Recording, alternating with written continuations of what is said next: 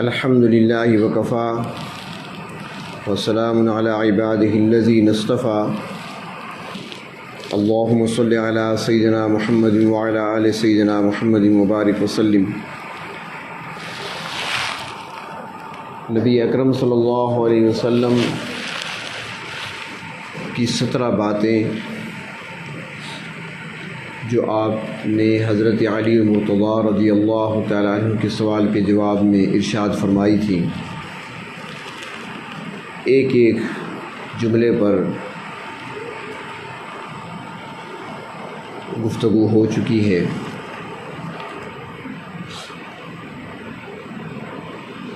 کسی بھی مقام اور مرتبے کو اللہ کے ہاں حاصل کرنے کے لیے جو سب سے پہلی سیڑھی ہے اسے ادب کہا جاتا ہے، اور اس لیے کہا گیا ہے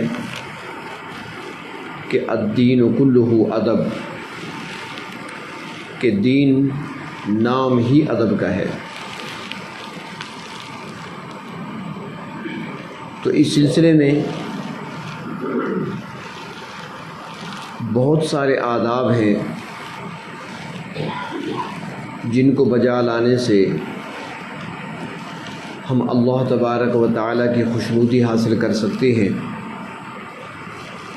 اور اللہ کے ہاں مقام بھی حاصل کر سکتے ہیں۔ سب سے پہلا ادب تو اس ذات کا ہے جو ہمیں کرنا چاہیے، جو سب سے زیادہ ہماری محسن اور ہمارے مربی ہیں۔ خالق بھی وہی، ہماری جان اور مال کے مالک بھی وہی، ہمیں روزی دینے والے رازق بھی وہی، ہماری حفاظت کرنے والے حافظ بھی وہی، جسے اللہ کہتے ہیں۔ تو آداب کے سلسلے میں سب سے پہلا ادب جو ضروری ہے وہ اللہ تبارک و تعالیٰ کا ادب ہے، اللہ تعالیٰ کی ذات کا ادب ہے، اللہ تعالیٰ کے نام کا ادب ہے۔ اور یہ ادب عمل کی صورت میں بھی ہونا چاہیے اور قول کی صورت میں بھی ہونا چاہیے۔ گفتگو میں، بات کرنے میں آداب کو ملحوظ رکھا جائے، اور اپنے عمل سے بھی ثابت کرنا چاہیے کہ ہمارے دلوں کے اندر اپنے پروردگار کا کتنا ادب ہے۔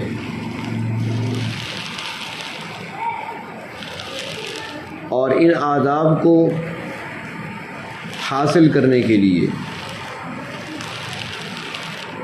کیونکہ اسی کے ذریعے سے محبت دل میں آتی ہے، اور اس محبت کو پیدا کرنے کے لیے اپنے دلوں کے اندر کثرت سے باادب طریقے سے اللہ تبارک و تعالیٰ کے اسماء حسنہ کے ذریعے سے اسے پکارنا چاہیے۔ جتنا ہم محبت سے، ادب سے اللہ تبارک و تعالیٰ کے نام لیں گے اور ان ناموں سے اسے پکاریں گے، اتنی ہی دل کے اندر محبت پیدا ہوگی، عمل کا جذبہ پیدا ہوگا، اللہ تعالیٰ سے ایک تعلق پیدا ہوگا۔ قرآن کریم کی تلاوت تو ماشاءاللہ سب کرتے ہیں، اور تقریباً ہر قرآن حکیم کا جو نسخہ آپ اٹھائیں گے تو اس کے شروع میں قرآن حکیم کی آیت اور سورت شروع ہونے سے پہلے شروع میں آپ کو اسماء حسنہ ملیں گے، اللہ تعالیٰ کے 99 نام۔ ان کو پڑھا جا سکتا ہے آسانی سے،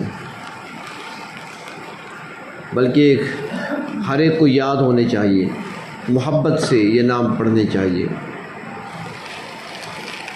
دوسری بات یہ کہ ہم قول کے ذریعے سے جب بھی ہم بات کریں تو سوچ سمجھ کے کریں، ایسا جملہ زبان سے ادا نہ ہو جس سے بے ادبی کا پہلو نکلتا ہو۔ ہمارے ہاں تو چھوٹی تکلیف پر، چھوٹی چھوٹی پریشانی پر شکوے نکلتے ہیں، ایسی ایسی باتیں کر دیتی ہیں جو کفر تک پہنچانے والی ہوتی ہیں۔ آداب کا خیال رکھنا چاہیے۔ ہماری تکلیف جتنی بھی زیادہ ہو وہ ایوب علیہ السلام سے زیادہ تو نہیں ہے، جنہوں نے 13 سال بیماری میں گزارے، اور بیماری بھی ایسی تکلیف دے، باہر جنگل میں جھونپڑا بنا کر میاں بیوی رہتے ہیں، لیکن حرف شکایت زبان پہ نہیں آتا، اور پھر جب دعا کرتے ہیں کتنے ادب سے دعا مانگ رہے ہیں، رب انی مسنی الضر وانت ارحم الراحمین۔ یہی دعا ہے، اللہ تعالیٰ کو اتنی پسند آئی کہ اللہ تعالیٰ نے قرآن حکیم کا جز بنا دیا، حصہ بنا دیا، تاکہ قیامت تک ایوب علیہ السلام کی دعا تازہ رہے اور یاد رہے لوگوں کو۔ کس انداز سے پکارتے ہیں، اے میرے پروردگار مجھے تکلیف پہنچی ہے۔ یہ نہیں کہا اللہ آپ نے مجھے کس تکلیف میں ڈال دیا، اللہ آپ نے مجھے مصیبت میں ڈال دیا، نہیں، اللہ مجھے تکلیف پہنچی ہے۔ اور آگے وَأَنْتَ أَرْحَمُ الرَّاحِمِينَ، اللہ آپ سب سے بڑھ کر رحم کرنے والے ہیں۔ رحمت کا سوال وہ بھی کس انداز، یہ نہیں فرمایا کہ مجھ پر رحم کر دے، یہ نہیں فرمایا مجھے شفا دے دے، نہیں، ادب کا خیال رکھا۔ انت ارحم الراحمین، اللہ سب سے بڑھ کر آپ رحم کرنے والے ہیں، سب سے بڑھ کر مہربان آپ ہی ہیں، مجھے تکلیف پہنچی ہے، میں تکلیف میں ہوں۔ حضرت یونس علیہ السلام مچھلی کے پیٹ میں ہیں، ہماری پریشانی تکلیف جتنی بھی ہو وہ یونس کی تکلیف کے برابر تو نہیں ہو سکتی، مچھلی کے پیٹ میں، اور وہیں پر مچھلی کے پیٹ میں پکارتے ہیں، کوئی شکوہ نہیں، لا الہ الا انت سبحانک، اللہ تعالیٰ کی وحدانیت کی گواہی دیتے ہیں، اللہ تعالیٰ کی پاکی کو بیان کرتے ہیں، اللہ تعالیٰ کی تقدیس بیان کرتے ہیں، اور پھر کہتی ہیں انی کنت من الظالمین، اللہ میں ہی بے انصافوں میں سے ہوں، خطائیں مجھ سے ہوتی ہیں۔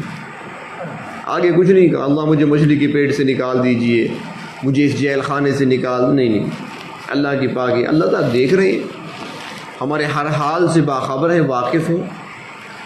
تو یہ آداب ہمیں سکھائے گئے قرآن حکیم میں، جو دعائیں نقل کی گئی ہیں انبیاء علیہ السلام کی، اسی لیے کہ دیکھو سیکھو کیسے مانگنا ہے، رب سے سوال کیسے کرنا ہے۔ حضرت ابراہیم علیہ السلام دلائل دے رہے تھے، تعارف کرا رہے تھے اپنی قوم کو کہ میرا رب کون ہے، اپنے رب کا تعارف کراتے ہوئے وہ فرماتے ہیں کہ الذی خلقنی فہو یہدین، میرا رب وہ ہے جس نے مجھے پیدا کیا، خلقنی مجھے پیدا کیا، فہو یہدین، اور پھر وہی ہدایت دیتے ہیں، پیدا کرنے کے بعد چھوڑ نہیں دیا، راستہ بھی دکھایا، رہنمائی بھی فرمائی، ہدایت بھی وہی دیتے ہیں۔ پھر فرمایا والذی هو یطعمنی ویسقین، وہی میرے پروردگار ہیں جو مجھے بھوک میں کھلاتے ہیں، پیاس میں پلاتے ہیں، کھلاتے بھی وہی ہیں، پلاتے بھی وہی ہیں۔ اگلا جملہ دیکھیں، ادب دیکھیں کتنا رکھا گیا۔ آج فرماتی ہیں ابراہیم علیہ السلام کہ میرے رب وہ ہیں کہ وَإِذَا مَرِضْتُ فَهُوَ يَشْفِينِ، جب میں بیمار ہوتا ہوں وہ مجھے شفا دیتے ہیں۔ اس جملے میں دیکھیں، مجھے بھوک لگتی ہے تو کھلاتے ہیں، پیاسا ہوتا ہوں تو مجھے پلاتے ہیں، سارے کام اللہ کی طرف نسبت ہے، ہدایت بھی وہی دیتے ہیں، کھلاتے بھی وہی ہیں، پلاتے بھی وہی ہیں۔ تو میں آپ سے اگر پوچھوں تو آپ بتائیں بیماری کون دیتا ہے؟ اللہ دیتا ہے۔ ابراہیم کیا کہتے ہیں؟ اذا مریض، تو جب میں بیمار ہوتا ہوں، یہ نہیں کہا جب مجھے بیمار کرتے ہیں، کیونکہ عیب تھا نا، بیماری تکلیف والا عمل تھا، اس کی نسبت اللہ کی طرف نہیں کی، بیماری تو اللہ دیتے ہیں، لیکن یہ نہیں فرمایا کہ جب مجھے بیمار کرتے ہیں پھر مجھے شفا دیتے ہیں، نہیں، بیماری کو اپنی طرف، اذا مریض تو فہو یشفین، جب میں بیمار ہوتا ہوں وہ مجھے شفا دیتے ہیں۔ تو یہ آداب ہمیں سکھائے گئے کہ قول کے اندر بھی ادب ہونا چاہیے، عمل کے اندر بھی ادب ہونا چاہیے۔ نماز کے لیے کھڑے ہوئے، مصلی پہ کھڑے ہوئے تو توجہ کہیں اور نہیں ہونی چاہیے، ادب سے۔ کوئی بھی شخص ہو وہ اس کو برا سمجھے گا اگر توجہ کہیں اور ہو، وہ آپ کی طرف متوجہ ہے، آپ کہیں اور دیکھ رہے ہیں۔ سلطان محمود غزنوی رحمۃ اللہ علیہ، ایاز جن کا غلام تھا، کئی واقعات ان کے مشہور ہیں۔ ایک مرتبہ محمود غزنوی نے بلایا ایاز کو، کسی کام کے سلسلے میں وہ آ گیا۔ اب اس کا ایک بٹن کھلا ہوا تھا ایاز کا، جب وہ بادشاہ کے سامنے آیا نا جلدی سے بند کرنے لگا، تو بادشاہ کی نظر پڑ گئی۔ اس نے کہا ایاز کیا کر رہے ہو؟ یعنی میں نے بلایا ہے تو میری طرف متوجہ ہو جاؤ، تم بٹنوں کے ساتھ کھیل رہے ہو۔ تو وہ کانپنے لگا۔ تو مقصد کیا ہے کہ جب کسی کے پاس ہم جاتے ہیں بات کرنے کے لیے تو اگر ہماری حرکات کچھ اور ہوں گی تو وہ اچھا نہیں سمجھے گا، اور کوئی بڑا آدمی ہوگا تو وہ دربار سے نکال دے گا، کوئی آفیسر ہوگا دفتر سے نکال دے گا کہ میں تمہاری طرف متوجہ ہوں، تم کیا کر رہے ہو؟ کپڑوں سے کھیل رہے ہو، کہیں اور دیکھ رہے ہو۔ تو یہی تصور ہم کر لیا کریں نماز میں کہ ہم کس کے سامنے کھڑے ہیں، ہم نے تو پکار لیا اسے اللہ اکبر کہہ کر، وہ پروردگار اب ہماری طرف متوجہ ہیں، وہ ہماری طرف متوجہ ہیں، اور ہم کہیں ہماری توجہ کہیں اور چلی جائے تو یہ بے ادبی میں آئے گا، اور جو بے ادبی میں آئے گا، ادب نہیں ہوگا تو پھر نقصان ہوگا، پھر اس میں خسارہ ہے۔ تو اس لیے آداب کا خیال رکھنا اپنے قول کے اندر بھی اور اپنے عمل کے اندر بھی، اور کثرت سے اللہ تبارک و تعالیٰ کو اس کے اسماء حسنہ کے ذریعے سے پکارنا۔ دنیا میں اگر کسی کو ہم بار بار پکاریں اس کا نام لے کر تو وہ ناراض ہو جائے گا، یار کیا رٹ لگا رکھی ہے، بار بار کیا کہنا چاہتے ہو، تنگ آ جائے گا، آخرکار وہ منع کر دے گا، میرا نام نہ لیا کرو۔ اور اللہ تعالیٰ فرماتے ہیں جو مجھے جتنا زیادہ پکارے گا وہ اتنا ہی میرے قریب ہوتا چلا جائے گا۔ اللہ تعالیٰ اسے اپنا قریب، اپنا قرب عطا فرما دیتے ہیں، اللہ تعالیٰ اس کو اپنی محبت کے نشے میں سرشار کر دیتے ہیں۔ تو اسماء حسنہ کے ذریعے سے پروردگار عالم کو پکارنا، دعا میں اللہ تبارک و تعالیٰ کے اسماء حسنہ وہ پڑھ کر اللہ تعالیٰ سے مانگنا، ان کے ذریعے سے اللہ تبارک و تعالیٰ سے سوال کرنا اور مانگنا۔ آداب میں سے ہے کہ اللہ کے سوا کسی اور سے نہ مانگنا، یہ بھی بے ادبی میں آتا ہے۔ وہ کون سی چیز ہے جو اللہ کے خزانے میں نہیں ہے؟ اگر کوئی ایسی چیز ہے جو اللہ کے پاس نہیں ہے اور پھر وہ کسی سے مانگے تو پھر تو چلو کچھ وہ کہتے ہیں نا کہ تک بنتا ہے کچھ، اور جو اللہ کے خزانے میں ہے اور وہ خود کہتے ہیں مجھ سے مانگو میں دینے کے لیے تیار ہوں، تو پھر کسی اور سے مانگنا بہت بڑی بے ادبی ہے۔ بلکہ کوئی باپ بھی برداشت نہیں کرتا، بیٹا کوئی چیز لے کر آئے تو باپ پوچھے گا کہاں سے لیے؟ فلاں نے دیے، کیوں دیے؟ میں نے انکار کیا تھا، مجھ سے مانگتا کیا میں نہ دیتا؟ کیوں لیے اس سے چیز؟ آج کل تو خیر بہت کم ایسے توجہ دیتی ہے، لیکن پہلے یہی ہوا کرتا تھا کہ والدین کی نظر ہوتی بچوں پر، یہ کون سی چیز لایا ہے، کہاں سے لایا ہے، کس نے دیے، کیوں دیے۔ حضرت سالم رحمۃ اللہ علیہ حضرت فاروق اعظم رضی اللہ تعالیٰ عنہ کے پوتے ہیں۔ ایک مرتبہ حرم شریف میں تھے کہ اسی موقع پر ہشام بن عبد الملک جو اموی خلیفہ ہے وہ بھی آیا ہوا تھا، بادشاہ ہے، آدھی دنیا پر حکومت کر رہا ہے، وہ بھی آیا ہوا تھا۔ اس کی نظر پڑ گئی حضرت سالم پر۔ حضرت سالم بہت بڑے عالم تھے، اس نے دیکھا تو آیا، بڑے ادب سے ملا، فاروق اعظم کے پوتے ہیں، بڑے ادب سے ملا وہ، اور اس نے کہا حضرت بتائیں میں آپ کی کیا خدمت کر سکتا ہوں، آپ مانگیں آپ کو کیا دوں؟ حضرت سالم نے فوراً اشارہ کیا، خاموش، آپ سے مانگوں؟ مجھے بیت اللہ سے حیا آتی ہے، کھڑا اللہ کے گھر میں ہوں، سوال آپ سے کروں؟ کھڑا اللہ کے گھر میں ہوں، مانگوں آپ سے؟ مجھے شرم آتی ہے۔ ہشام بن عبد الملک خاموش ہو گیا، اب کیا کہتا ہے، جواب تو نہیں تھا اس بات کا۔ کچھ دیر کے بعد طواف مکمل ہوا، حضرت سالم بھی حرم سے باہر نکلے، اسی موقع پر ہشام بھی باہر نکل آیا، پھر برابری ہو گئی، سامنا ہو گیا۔ پھر وہ جلدی سے آگے بڑھا، اس نے کہا حضرت اب تو آپ حرم سے باہر آ گئے، اب آپ مجھ سے مانگ سکتے ہیں، بادشاہ ہوں، آدھی دنیا پر حکومت ہے، اب آپ مانگ سکتے ہیں مجھ سے۔ حضرت سالم نے فرمایا کہ اچھا یہ بتاؤ کہ دین کے بارے میں مانگوں یا دنیا کے بارے میں؟ تجھ سے کیا مانگوں، دین مانگوں یا دنیا؟ تو اس نے کہا جی دین تو آپ کے پاس بہت زیادہ ہے، اللہ نے بڑا علم دیا ہے، دنیا میں سے کوئی چیز مجھ سے مانگ لے۔ حضرت سالم نے جواب دیا کہ دنیا تو میں نے کبھی اپنے رب سے نہیں مانگی، تجھ سے کیسے مانگوں؟ دنیا تو میں نے کبھی اپنے رب سے بھی نہیں مانگی، تجھ سے کیسے مانگوں، مجھے شرم آتی ہے۔ اس کا جواب بھی نہیں تھا ہشام کے پاس۔ تو یعنی ادب کا تقاضا ہے کہ اللہ سے مانگنا، یہ ادب ہے کہ جب بھی ضرورت پیش آئے پروردگار عالم کی طرف متوجہ ہو جانا اور اللہ تبارک و تعالیٰ کے سامنے اپنی مراد رکھنا، اپنی ضرورت پیش کرنا اور اللہ سے مانگنا، یہ بھی آداب میں سے ہے۔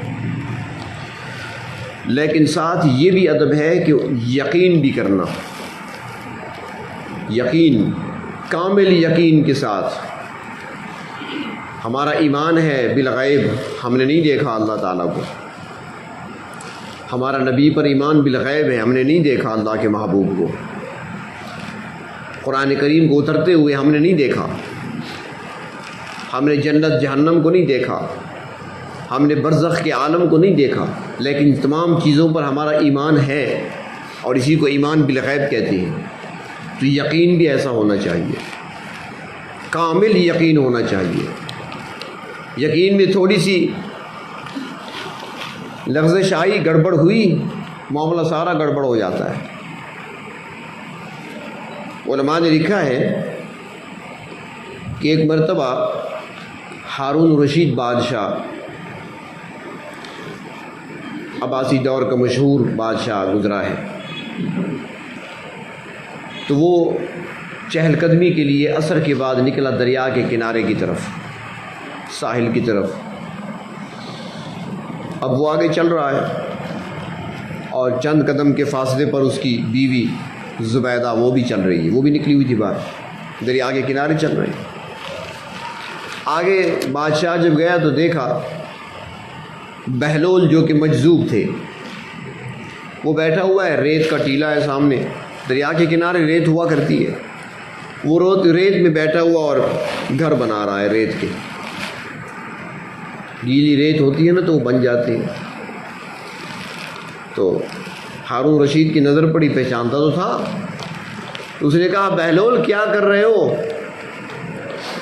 اس نے کہا جنت میں موتیوں کے محل بنا رہا ہوں۔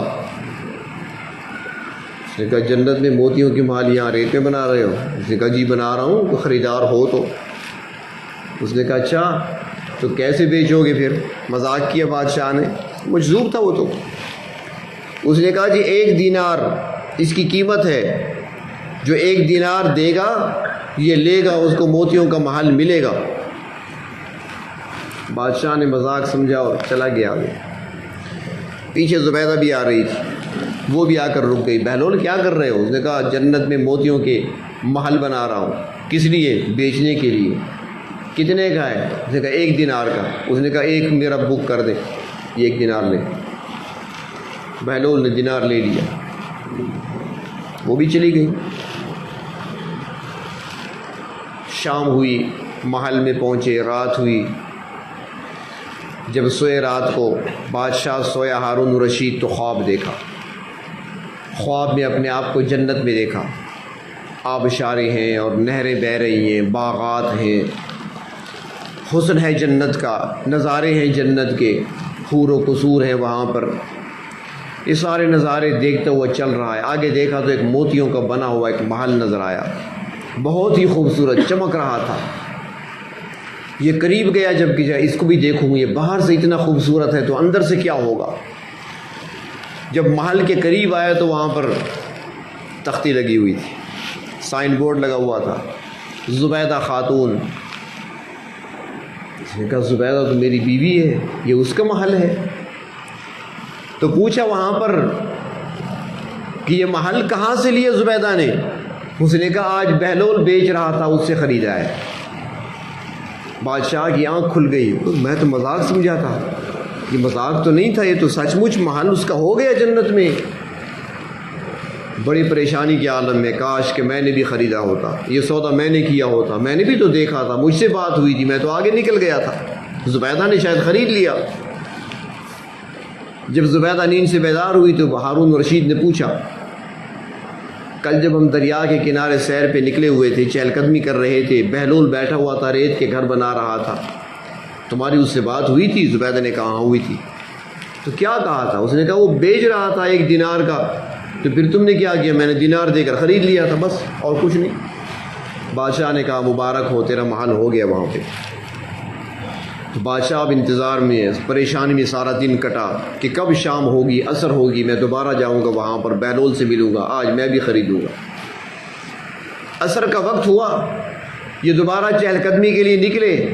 چہل قدمی کرتے ہوئے جب آگے بڑھے تو دیکھا بہلول بیٹھا ہے، اسی طرح ریت کے گھروندے بنا رہا ہے۔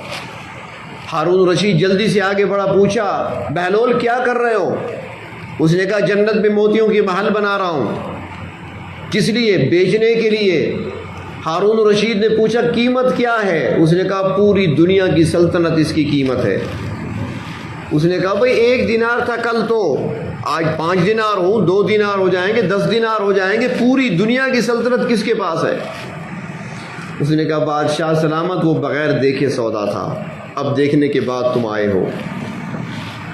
تو ایمان بالغیب، بغیر دیکھے سودا، یقین ایسا ہونا چاہیے کہ اللہ سے مانگا، پروردگار عالم سے سوال کیا، اس پر اطمینان ہونا چاہیے، یقین ہونا چاہیے کہ میں نے مانگ لیا، رب تعالیٰ مجھے عطا فرمائے گی۔ اگر یہ یقین حاصل ہو جائے تو در در دھکے کھانے سے انسان بچ جاتا ہے، مختلف دروازوں پر جانے سے انسان بچ جاتا ہے۔ یہ ہمارے لوگ جو گھوم پھر رہے ہوتے ہیں نا جگہ جگہ،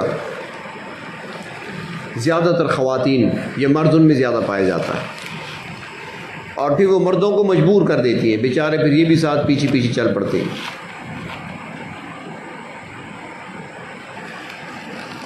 تو اس کا حل کیا ہے؟ آخر ہمارے مسائل کا حل کیا ہے؟ مسائل کا حل اللہ کے نبی نے بتا دیا، ان سے بڑھ کر بتانے والا کوئی نہیں، نہ کوئی عامل نہ کوئی پیر، اس کی بات اتنی وزنی نہیں ہو سکتی جتنا نبی اکرم صلی اللہ علیہ وسلم نے جو کچھ بتا دیا، اسی کے اندر تاثیر بھی ہے اور سب کچھ۔ اور آپ نے کیا فرمایا کہ جب بھی ضرورت پڑے وضو بناؤ، مصلی بچھا لو، کھڑے ہو جاؤ۔ مانگنے کا طریقہ بتایا، سلیقہ بتایا، اللہ کے سامنے جھکنا سکھایا کہ جہاں سے ساری ضرورتیں پوری ہو سکتی ہیں وہیں سے مانگو۔ اب جہاں سے کام بن سکتا ہے وہ تو ہم سے ہوتا نہیں۔ یقین کریں ایسے ساتھی ہیں، ان سے پوچھیں نا بھی روزانہ تلاوت ہو جاتی ہے؟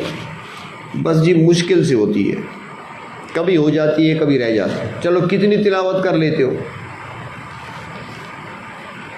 بس 1 رکوع 2 رکوع پڑھ لیتا ہوں۔ اور ناراضنوں نے جو حافظ صاحبان ہیں ان سے پوچھیں کتنا؟ بس آدھا سپارہ ہو جاتا ہے۔ کم از کم 5 پارے تو پڑھیں، اللہ نے اتنی بڑی نعمت دی ہوئی ہے۔ 5 پارے چلتے پھرتے پڑھ سکتے ہیں آپ، 2-3 پارے تو آپ نماز میں پڑھ سکتے ہیں، نوافل میں پڑھ سکتے ہیں، سنتیں ہیں۔ صبح سے شروع کریں عشاء تک 1-1 رکوع پڑھیں، آپ کا کتنا بن جائے گا؟ اگر ایسا نہیں پڑھ سکتے تو کم از کم 2 پارے مغرب کے بعد پڑھیں۔ دارالعلوم دیوبند کے محتمیم حضرت مولانا قاری محمد طیب صاحب رحمۃ اللہ علیہ ایک مرتبہ فرمانے لگے بڑھاپے کے عالم میں، فرمایا کہ میں جس دن حافظ بنا تھا چھوٹی عمر تھی میری، میرے والد صاحب نے مجھے کہا کہ اب میرا حصہ ہو گیا تیرے ساتھ۔ فرمانے لگے میں نے پوچھا ابا جی آپ کا حصہ کیسے؟ فرمایا 2 پارے پڑھ کر مجھے ایصال ثواب کر دیا کرو۔ فرما دیا میں نے کہا حضرت زندوں کو؟ فرمایا زندوں کو بھی ثواب پہنچتا ہے، صرف مردوں کے لیے تو نہیں ہے۔ تو میں نے پوچھا ابا جی طریقہ بتائیں کس طریقے سے پڑھوں؟ فرمایا مغرب کے بعد نوافل پڑھ لیا کرو، 2 پارے پڑھ لیا کرو، چاہے 2 رکعت میں پڑھو پارا پارا، چاہے 4 رکعت میں پڑھو آدھا پارا۔ فرمانے لگے اس وقت سے لے کر آج تک، عمر ان کی کافی زیادہ تھی، فرمانے لگے اس وقت سے لے کر آج تک چاہے میں سفر میں ہوں چاہے میں حضر میں ہوں، نہ مجھ سے مغرب کی نفل کبھی چھوٹے ہیں، نہ 2 پاروں میں کبھی کمی آئی ہے آج تک۔ تو فائدہ کیا ہو رہا ہے؟ والد صاحب کو اصالہ ثواب ہو رہا ہے، اپنی منزل پکی، یعنی ہر 15 دن بعد ختم۔ تو بطور وظیفہ ہم پڑھ سکتے ہیں، تو ہم اللہ کی رضا کے لیے نہیں پڑھ سکتے؟ ہم اپنے مقصد کی خاطر تو اتنا ٹائم نکال سکتے ہیں، تو کیا اللہ کی خوشنودی کی خاطر اتنا وقت نہیں نکال سکتے؟ اور اس کے لیے سب سے بہتر عمل، ہر مشکل کے حل کے لیے، ہر پریشانی کے حل کے لیے، ہر حاجت کے پورا کرانے کے لیے اللہ کے محبوب صلی اللہ علیہ وسلم نے جو طریقہ بتایا ہے وہ یہی ہے کہ وضو بنا کر نماز پڑھیں، نماز کی طرف متوجہ ہو جائیں۔ اور جب بندہ اللہ کے سامنے جھکتا ہے تو اللہ تعالیٰ کو اپنے بندے پہ پیار آتا ہے۔ اللہ تعالیٰ کو جھکنے والے ہی پسند ہیں، عاجزی کرنے والے پسند ہیں۔ 2 رکعت پڑھیں حاجت کے، اس کے بعد عاجزی انکساری سے اللہ سے مانگیں۔ اللہ کو عاجزی پسند ہے۔ اللہ میں محتاج ہوں، آپ غنی ہیں، میری احتیاج ہے، احتیاج لے کر حاضر ہوا ہوں، مجھے فقر نے گھیرا ہے، مجھے قرض نے گھیرا ہے، یا مجھے مرض نے گھیرا ہے، آپ کے سوا چھٹکارا دینے والا کوئی نہیں۔ اللہ سے مانگے، پھر دیکھیں مسائل آپ کے حل ہوتے ہیں کہ نہیں ہوتے۔ 1 بار کریں، دوسری بار کریں، تیسری بار کریں، اس کے علاوہ کوئی راستہ ہی نہیں ہے۔ تو یہ بھی ادب ہے کہ بندہ اللہ تبارک و تعالیٰ کی ذات پر یقین کرے، اور یہ بھی ادب ہے کہ جب بھی ضرورت پیش آئے تو بندہ اللہ تبارک و تعالیٰ سے ہی مانگے، اور اپنا تعلق اللہ تبارک و تعالیٰ کے ساتھ جوڑے، اور اس کی محبت کو حاصل کرے، اس سے محبت کرے اس ذات کے ساتھ۔ یہ بھی ادب میں سے ہے، اور انسان کو تو اللہ تعالیٰ نے بنایا ہی ایسا ہے، اور اس کے دل کو تو بطور خاص اپنی محبت کے لیے بنایا ہے اللہ تبارک و تعالیٰ نے۔ اس لیے انسان اپنے دل پر اتنی محنت کرے کہ اپنے دل کو اس قابل بنائے کہ اس میں اللہ کی محبت سما جائے، اور پھر جب وہ محبت سے اپنے رب کو پکارے گا تو پھر اس کی لذت بھی کچھ اور ہوگی، مٹھاس بھی کچھ اور ہوگی، تاثیر بھی کچھ اور ہوگی۔ یہ جو محبت کرنے والے ہوتے ہیں ان کی زبان کے اندر پھر تاثیر پیدا ہو جاتی ہے، اللہ تعالیٰ اثر رکھ دیتے ہیں۔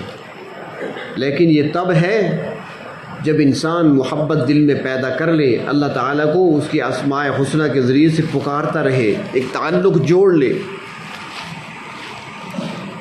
ایک مرتبہ یہاں تشریف لائے تھے حضرت مولانا عبد الوہاب شاہ صاحب رحمۃ اللہ علیہ، پنجاب سے ان کا تعلق تھا،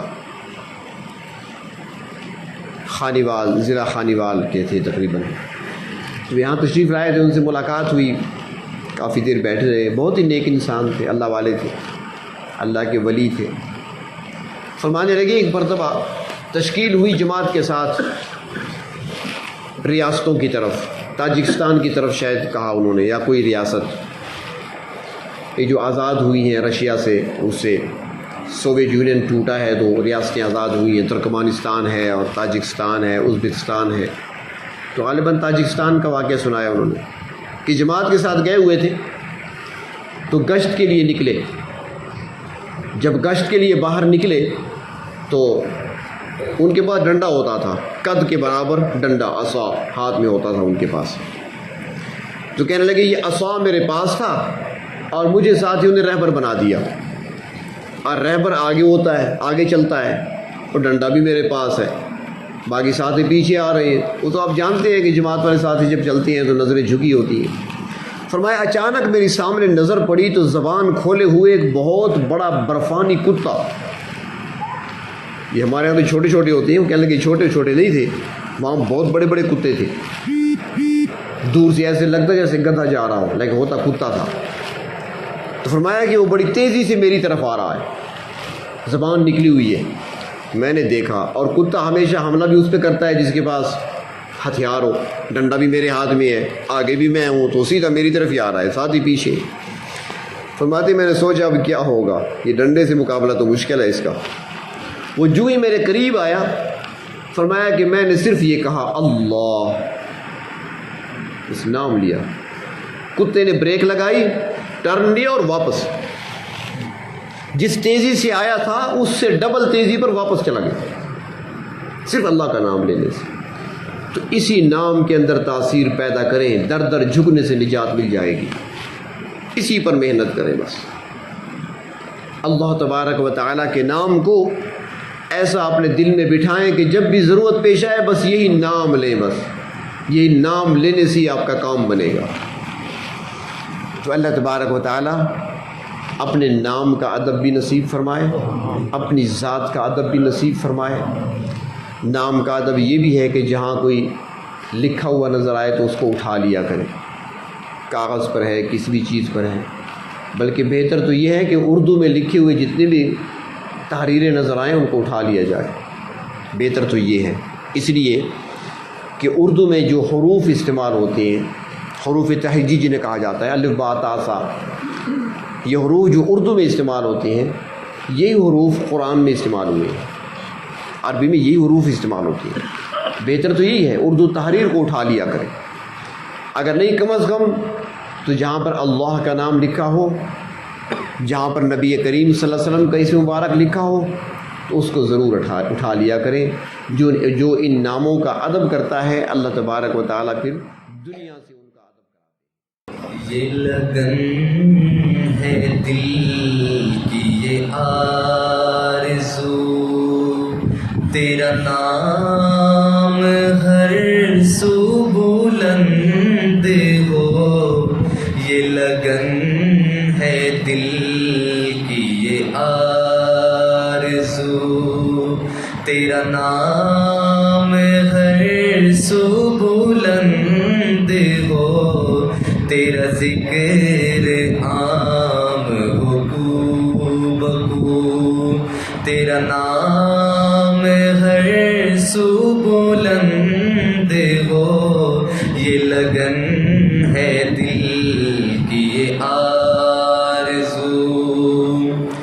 تو رحیم ہے تو کریم ہے، تیری ذات سب سے عظیم ہے، تو رحیم ہے تو کریم ہے، تیری ذات سب سے عظیم ہے، تیری شان جل جلالہ، تیرا نام ہر سو بلند ہو، یہ لگن ہے دل کی یہ آرزو۔ میرا دل سراپا ہے گندگی، نہ مجھے سلیقہ ہے بندگی، میرا دل سراپا ہے گندگی، نہ مجھے سلیقہ ہے بندگی، میں عشق سے تو کرا وضو، تیرا نام ہر سو بلند ہو، یہ لگن ہے دل کی یہ آرزو۔ یہی سوچ ہو یہی فکر ہو، میرے لب پہ تیرا ہی ذکر ہو، یہی سوچ ہو یہی فکر ہو، میرے لب پہ تیرا ہی ذکر ہو، شب روز ہو یہی جستجو، تیرا نام ہر سو بلند ہو، یہ لگن ہے دل کی یہ آرزو، تیرا نام ہر سو بلند ہو، تیرا ذکر عام ہو کو بکو، تیرا نام ہر سو بلند ہو، یہ لگن ہے دل کی آرزو۔